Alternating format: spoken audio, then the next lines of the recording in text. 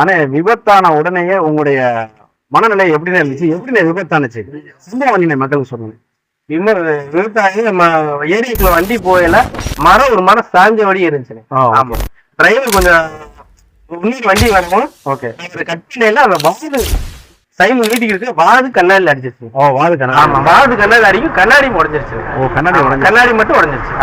கண்ணாடி உடஞ்ச உடனே உங்களுக்கு ஞாபகம் வந்தது எதுனே? ஃபர்ஸ்ட் ஞாபகம். அவங்ககிட்ட நம்ம எல்லாமே வண்டி எடுக்கிறது எல்லாமே இன்சூரன்ஸ் போடுறது எல்லாமே அவங்ககிட்ட. ஏதோ இருந்தாலும் அவங்ககிட்ட தகவல் சொல்லிட்டு உடனே பண்ணி கொடுத்துருவாங்க. நம்பிக்கை. நம்பிக்கை. அந்த அடிப்படையில் அவங்களுக்கே கால் பண்ணிருக்கீங்க. ஆமா. அவங்களுடைய ரெஸ்பான்ஸ் எப்படின்னு இருந்துச்சு? ரெஸ்பான்ஸ் நல்லா இருந்துச்சு. போன் பண்ணி என்ன ஆச்சுன்னு கேட்டாங்க. சரி, இந்த மாதிரி நான் சொன்னேன். சரி, நீங்க பேப்பர் மட்டும் எனக்கு வாட்ஸ்அப்ல அனுப்பிச்சு விடுங்க.